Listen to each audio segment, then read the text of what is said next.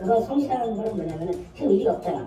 일이 없으면은 그래도 그 변호사 사무실에 그 책상 그 정도는 그래도 청소는 해줄 줄 알아야 되는 거거든요. 한 법률사무소에 취직한 30대 여성. 사무국장은 사무실 청소를 지시했고 유독 변호사의 책상을 강조해서 치우라고 했다는데요. 한 달쯤 지났을 무렵 책상 위에 있던 종이컵 하나. 그 안에는 남성의 체액이 묻은 휴지가 담겨 있었다고 합니다. 사무국장에게 항의도 해봤지만 똑같은 행위가 11차례나 반복됐고 돌아온 건 해고 통보였습니다. 대체 무슨 일이 벌어졌던 걸까요? 이 제보 사건입니다. 저희가 참 이거를 전해드리자니 참 그렇다고 또 전해드리지 않자니 참 예.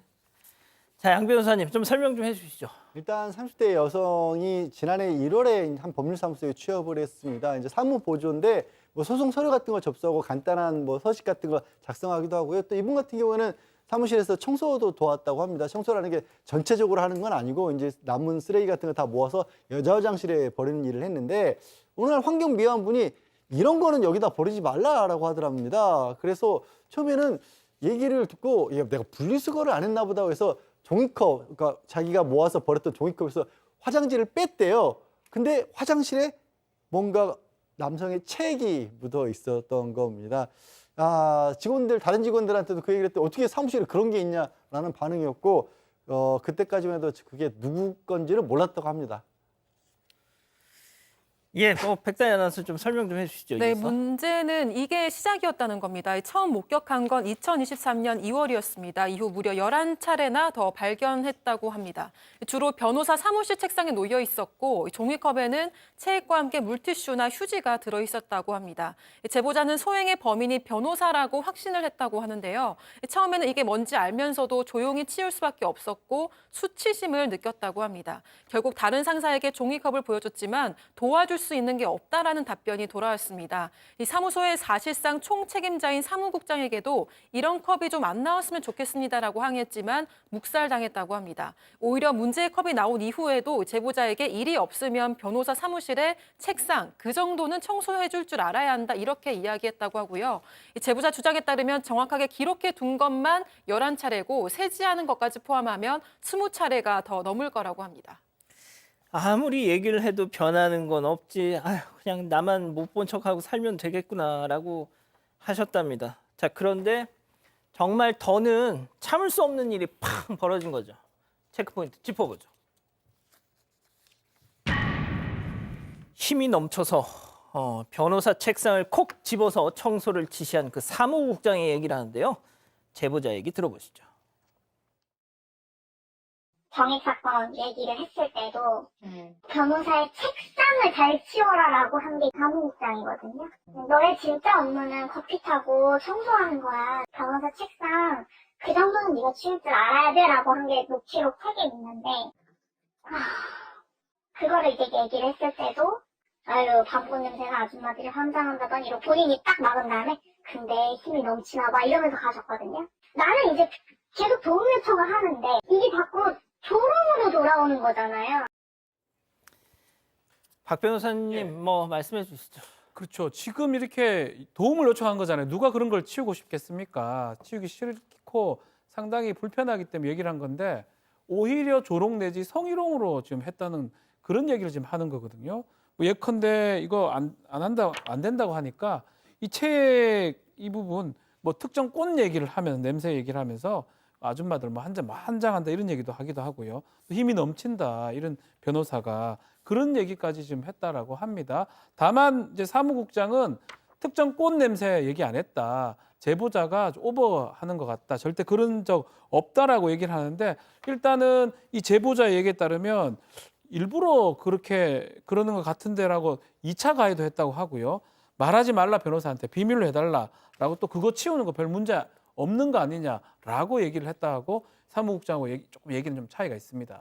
자, 지금까지만 들어도 이거 뭔가 정상이 아닌 사무실 같다 생각이 드실 텐데 여기서 더 중요한 거 그렇게 1년 동안 참고 항의도 하고 별짓 다 했는데 결국 나한테 돌아온 건 해고 통보였다. 네, 그렇습니다. 그런데 제보자와 사무국장의 의견이 좀 많이 달라요. 주장이 좀 각각 살펴보면요. 일단 제보자는 책 종이컵에 대해서 항의를 하니까 거기에 대해서 시정을 해준 게 아니라 도리어 부당 해고 통보를 받았다라는 겁니다. 그러고 뭐 사무국장이 그 이후에 계속 변호사한테 이 제보자를 해고해야 된다 이렇게 종용했다고 주장하고 있고요. 그리고 또 어느 때에는 이제 회식 자리에 가서 사무국장이 제보자가 뿌리칠 수 없을 정도로 손을 꽉 잡더니 내가 미안하니까 그만하자. 그리고 좀 참아라. 잘해라. 라는 말을 하기도 했고 그 외에도 이제 이 사무국장의 직장 내 괴롭힘이나 성추행이 있었다라고 얘기를 하고요. 또 이제 책 종이컵에 대해서 얘기를 하면 명함을 던지거나 식탁 아래로 다리를 차기도 했다고 합니다. 근데 이제 또 사무국장의 주장은 또 완전 다른 얘기예요. 그러니까 이 제보자, 이 직원이 도리어 지각도 잦고 다른 직원들하고 어울리지도 못했고 그리고 이 사람이 퇴사한 이유는 그 뭐 회사의 내부 사정으로 다른 사정이었는데 자기가 이제 회보되고 나니까 회사에 대해서 안갚음을 하는 차원으로 이런 갈등을 만드는 것이다라고 얘기를 했고요. 회사는 월급도 퇴직금도 거기에 플러스 다른 것까지 다 쳐서 너무나 잘 내보냈다라는 입장입니다. 아니 그러니까 뭐가 됐든 다 떠나서 그 사무실 안에서 그런 건 맞는 거잖아요. 예? 그 강론이 뭐가 중요합니까? 그 행위 자체가 지금 이해할 수가 없는데. 예? 자, 이 해고 통보 결국에 거둬지지 않았고요. 마침내 퇴사일 바로 하루 전날 조용히 그냥 떠나나 했는데 경찰과 마주하게 됐답니다. 이어서 제보자 얘기 계속 들어보시죠. 퇴사를 하는 날 이제 나는 그냥 나가야겠다. 직장 내 괴롭힘 뭐 인정이 되면 좋은 거고 안 되면 뭐 어쩔 수 없지. 그러니까 다들 사건에 대해서 너무 빠삭하게 잘 알고 법조인이다 보니까 그런 무기력함에 그냥 뭐 정신과 치료나 받고 나를 좀 챙기자라는 생각이었거든요. 근데 퇴사를 하기로 이제 얘기를 한 21일까지 이제 그 컵이 나와버리니까 제가 이해가 안 가는 거는 제가 나서는 그 순간까지 그렇게까지 할 필요가 있었냐는 거예요. 제가 여러 번 말했어요. 지금 이게 11번째다. 그때도 제가 이렇게 수북히 쌓인 컵 가지고 있다고 말씀드리지 않았냐. 자, 양 변호사님.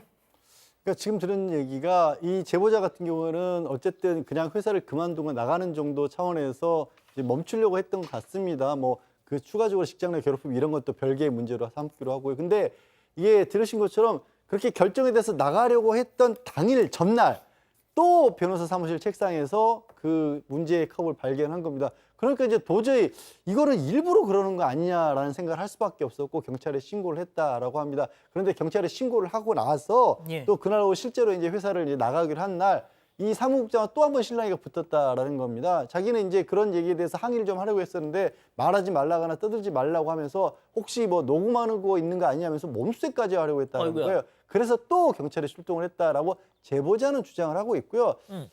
근데 이제 사무국장 회사 측 입장은 또 다릅니다. 이게 변호사들 다 직원들 다 퇴근하고 난 뒤에 있었던 그 어떤 남자의 생리적인 어떤 차원인 거고 그거 직원한테 무슨 성적 수침 주려고 한 게 아니다. 그거 다 문제될까 봐 뭐 다 휴지로 덮어서 버린 거는데 그걸 왜 굳이 찾아내서 이렇게 문제를 삼느냐. 이게 더 문제다라는 입장입니다.